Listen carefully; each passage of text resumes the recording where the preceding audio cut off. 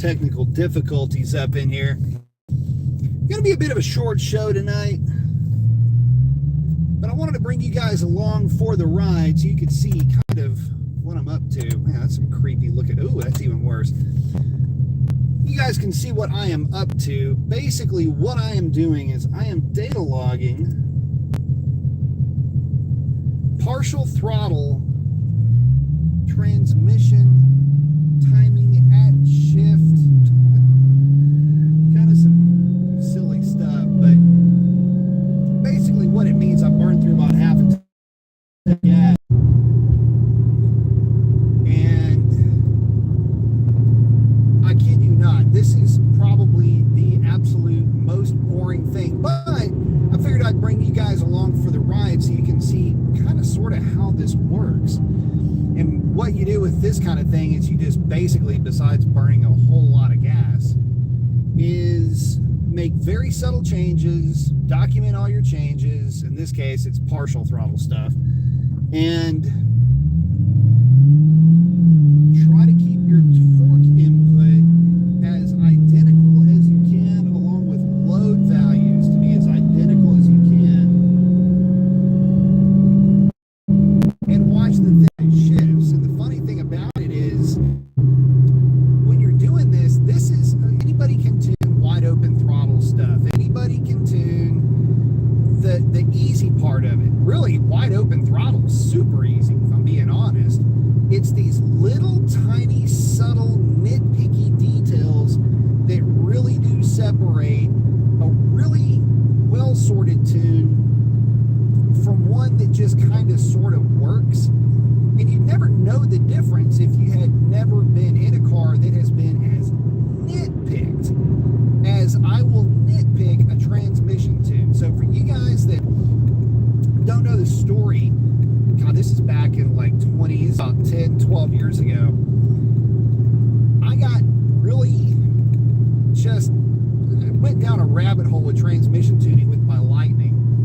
And I had like 50, I forget the counts, 50 something revisions on that Lightning before I got rid of it, but I had it absolutely sorted. Well, I'm doing the same thing with my car, with my Hellcat. The problem is I've probably got 70 revisions on this one. So anyway, this is, like I say, it is the most boring thing, but again, I've got to get this data so I can go back and make whatever changes. Now, what I haven't shown you guys is about the half a tank of gas that I've been burning up tonight.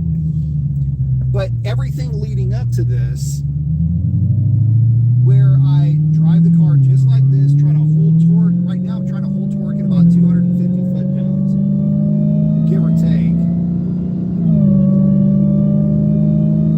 Everything's working out good. So it's making all these tiny little changes to torque management and to timing tables under partial throttle and all this other itty-bitty tiny little thing to where the car feels just right at, like you're just kind of at cruise, or like a little bit more of an aggressive cruise. So this time we're going to hit it again, but we're not going to hit it super hard.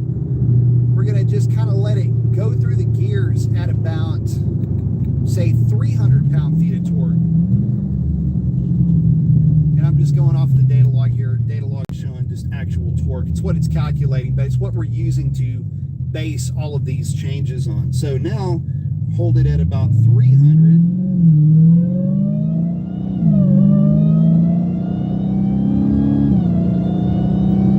Watching the shifts.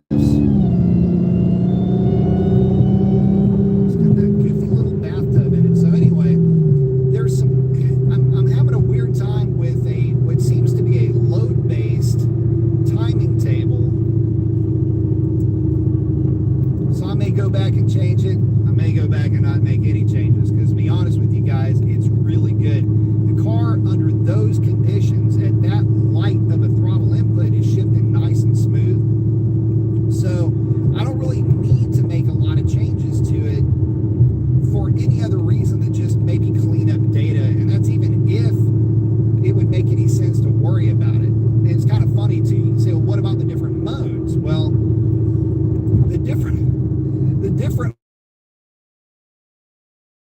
just in different gears. So it's like, anyway, little nitpicky stuff. But, you know, the main thing is that the car is running great, and I'm just about out of gas. I really should. I mean, actually, I'm so low on fuel that I can't even really whack the throttle. I am on sticky tires, so I could, you know, obviously will do that. Problem is I would fuel good, but the problem, not low fuel light just bumped on. All right, let's get through the gears here. Yeah, it's happy there. So yeah, there's load-based things that are going on. By the way, sounds of the Hellcat. There's load-based things that are going on here. The car's doing great, can't complain one bit. But the trick with this is that I do not want to turn off torque management. And it's still very much in play at higher loads, higher torque outputs if you're looking at the tune itself. But it's funny that the low fuel light came on and dinged just when I was talking about it. But the main thing is to, number one, validate everything, make sure everything looks good, which it does, and two, you know, just kind of play with the different settings, play with the different modes, and see how it is responding just under these partial throttle, just barely tip-in type conditions. And again, it's all about drivability, making sure everything feels crisp, which it does. And at high load, high RPM, all of that, it's just bam, bam, bam, just ripping off shifts. So that part of it, looking good. It's just this nitpicky stuff. And by the way, I would never, if I'm being really honest, I really would never have even noticed it or bothered with it if I wouldn't have been data logging some other stuff. So it's kind of funny. You start messing with these things and it really never does change, never goes away. You know, the bug never leaves you in terms of trying to get just a little bit better, to try to make something just a little bit more right. And the funny thing is I really can't make any other changes to it aside from really yanking back torque management, which, you know, it would clean up what I'm looking at for sure. I know that, but you know, I still prefer to have some torque management, especially when, you know, this is still a street car. So I'm not, you know, I really could have, even if I would have turned all of that off at wide open throttle, it really doesn't make any difference in the drag strip that I've noticed. Very little, in fact. And the street driving stuff, I know it's not really that big of a deal in those conditions, but maybe it is, and so I'll leave it in. Kind of smooths the shifting out a little bit. What's also funny is driving this car, range is never really good. You know, calling range in this thing good is kind of a joke, but right now, anyway, long story, I'll get to the point. It always just reads low. Range, low. You can have a quarter tank in this thing, low. You ain't gonna get there. It's like range is low. In other words, range is get me to a gas station. So, pretty funny stuff. But anyway, that's what I'm up to tonight with the car again. Not really doing the normal sit-down live show. Wanted to spend a little bit of time with the car, kind of refine some of the partial throttle settings that I've got for this thing, you know, torque management, some of the timing settings, and it's really all about cleaning up just the overall drive of the car in all of the different modes, but you know, primarily in sport, which is what I drive this thing around in the most. There's a part of me that wants to just kill torque management, though, at any torque level that's like less than 200. I think it's 221.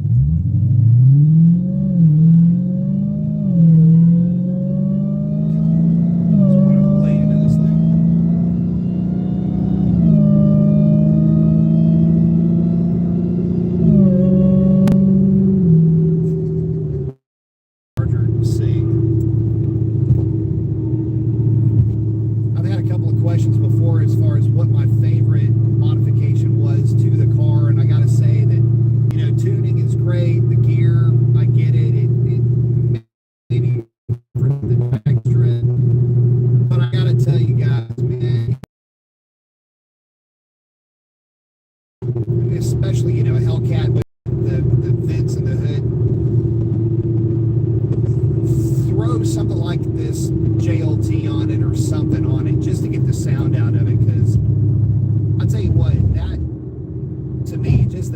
of it, the noise of it has been so much fun. And I gotta admit, the car did run a 1008 with that intake on it. You know, guys were saying, well, they slowed down, and well, hate to hear that, but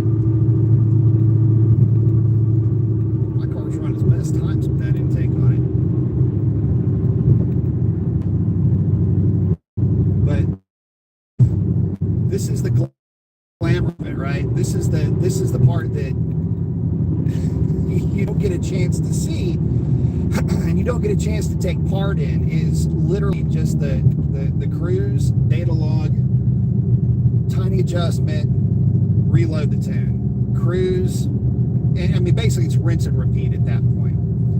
So when I get to a stopping point up here, guys, I'll check in with you. See if I can catch up with you guys real quick.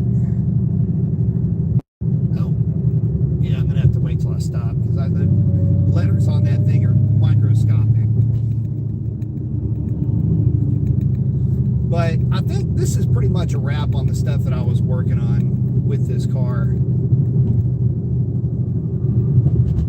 And again, primarily working around, you know, torque management settings, again, some timing settings, but trying to get that partial throttle feel nailed down just right. And by the way, guys, this kind of is a little bit of a 309 gear thing for Hellcats. The actual load with a 262 gear is higher basically all the time. So that higher load can affect shift pressures and all kinds of other things that make the shift a little bit more crisp also. So I can go in and change some, basically it's line pressure settings, and maybe get a little bit of that back too, but you don't really notice it. And again, it's just kind of a quirk with 309, the 309 swapped cars, I should say, where you lose an amount of what you would perceive to be throttle response, because you don't have as much actual physical load on the car, which means, you know, it's a boost response thing. There's some other things that are tied to it, but along with that comes other parameters which would affect the transmission. A lot of times you don't think of that, but that's a very, very true thing. So that's really more what I'm adjusting. Minor things, but still make a big difference when you're trying to get an overall really solid tune put together for one of these things. And again, you know, the 262 cars, if you left your gear factory, not talking about like a red eye with a 309 or something like that. That makes a difference with these things. The other thing is there's algorithms that I don't have access to. And if I had access to some of the algorithms that will take load and RPM and throttle position and all these other silly things into account, then I may be in a little bit better shape. But unfortunately, we just don't have access to that. So you have to kind of tinker around with other settings and other parameters to get all of that basically sorted out. It's not quite as easy as you might think, and that's one of the other things too. You got to remember, with everything that we do have access to through HP Tuners, there's still an ocean of information that we don't have access to. And again, predictive shift algorithm is one of those. There's quite a bit. I think I'm working up against a little bit of that with this 309 geared car that I'm playing with. So let me check in with you guys real quick. Sovereign is in saying, "Sub B, he's first." Eric saying, "What up, B? Got the flex." Michael Corleone in the house. Smoking a 5 saying, "Howdy, B. Great topic. Thank you, buddy." Roy's checking in. Trying to read this without my glasses. Eric, let's see. Chuck is in. Hey, Chuck Rice, what's up, buddy? Sambo's in. You think unlocking the torque converter on a stock trans is helpful or no? I haven't seen it. I mean, actually, it kind of depends. It depends on you're saying a stock trans. No, I haven't seen, because it's going to be unlocked during really hard acceleration. So and it will lock at certain RPMs. You can unlock it. I've never seen any big gains with unlocking them all the way, though. We did unlock them, though, for the Nag 1 cars, for the ones that had a little bit more aggressive torque converter. So I'm saying I want to recommend a Reich 170 degree thermostat for a friend, and saw it is discontinued. They only do Fords now. Bummer. Oh, I went to recommend. Oh, that's weird because I've got a Reich in my car. You can look into that. Roy's saying, love to hear that supercharger when you get on it. Oh, yeah. Yeah, this supercharger is loud no matter what. You should hear this thing with the windows down. It's really loud. Sovereign's saying it's hard to hear you. Hopefully y'all can hear me now. Junior's in saying how to be. Oh, Roy's saying he drives his in sport all the time in the city. And, oh, okay, gotcha.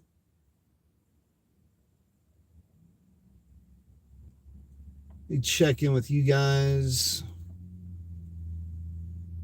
Hang on just a second. Hold up.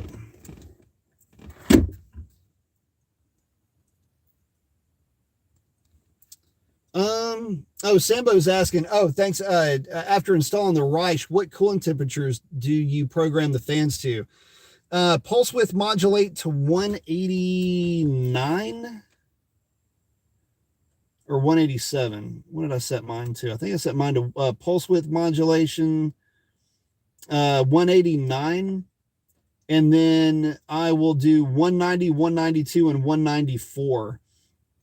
Mainly to keep the fans from running when I'm going down the highway. What I found with my car is if I tried to set it any lower than that, I was getting fan pulse width modulation. In other words, the fans were coming on as I was just cruising down the highway. So I haven't played with it too much more than that. But I did notice if I tried dropping to 187, then that is exactly what would happen, is that the fans would kick on while I was cruising down the highway.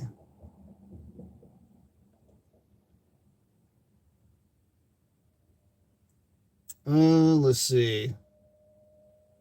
Smokes. I'm watching on a laptop with crappy speakers.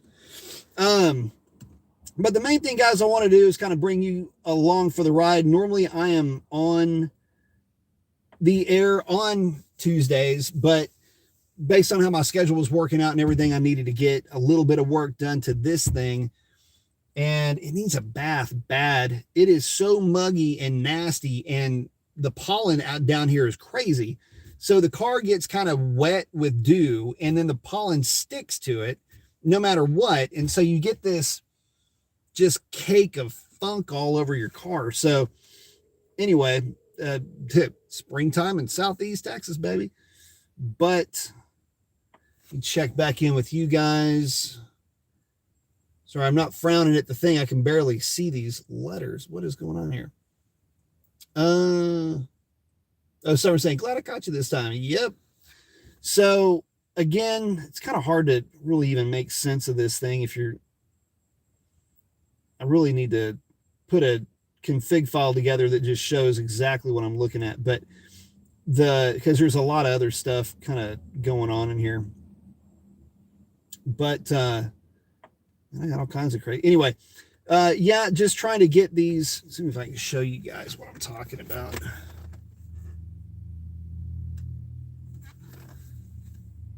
Yeah, you're not going to be able to see it. Ah, shit.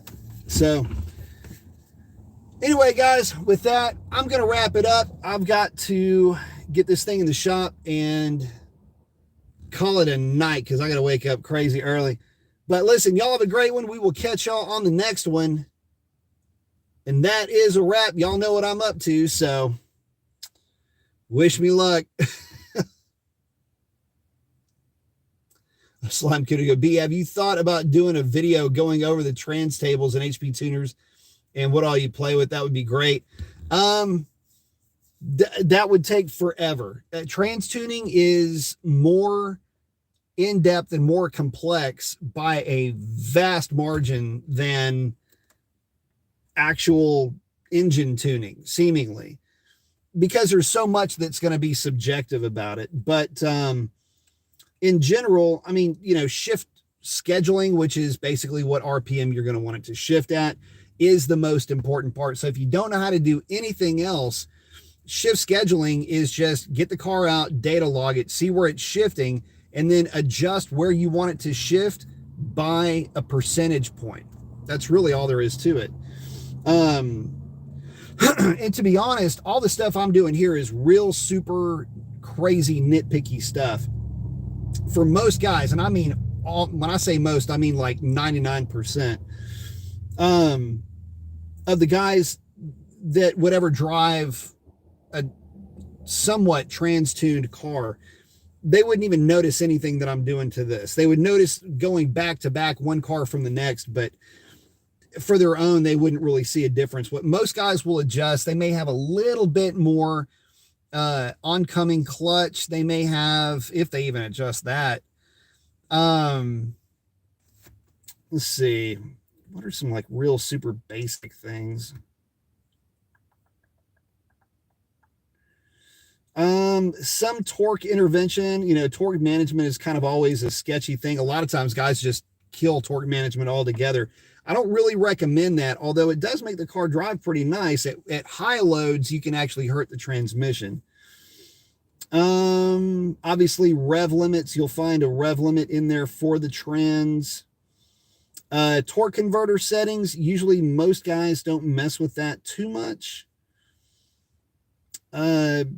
Field competence, most of the time they just don't mess with that. Usually, again, I mean, you can wear yourself out trying to nitpick this kind of stuff, but oncoming clutch, you'll ramp that up maybe a little bit. I found that raising oncoming clutch by like 8% can sometimes fix some wonky, if you want to call it that, shift characteristics. And the funny thing is too, by the way, guys, for y'all are still sticking around, this all got started with a funky 4-5 shift, and more to the point, a funky 5-6 shift. And I fixed the 5-6 shift. That's pretty much a done deal for the most part, about 90%. But the 4-5 is also pretty well fixed. Again, you're into the throttle a little bit. It works great. If you're not, then you get that kind of funky hot tub looking timing curve, which is kind of weird. But anyway, that's where all that came from. Anyway, oncoming clutch, if you bump that up a little bit, that can sometimes help with some drivability related issues, but never really for wide open throttle. Shift timing, I know of some tuners that will try to drop that down. I haven't seen, or just in terms of performance, haven't seen a big change with that. Some guys will drop it down to like 300 milliseconds, 200 milliseconds, but where the hell did this cat come from? This place is infested with cats, and they just kind of pop into existence like out of nowhere, like the Matrix or something. I don't get it. Anyway, let's see. Nothing with ramp rate. You guys don't need to worry about that. Let's see what else. Trying to pick some stuff out for you real quick that would kind of jump off the page. Again, the big one though is going to be in actual shift scheduling, that your shift points.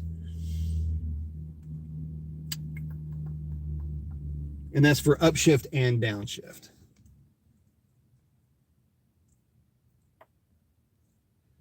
But with that, now I'm out of here. I got to get going. Y'all have a great one. Have a great week.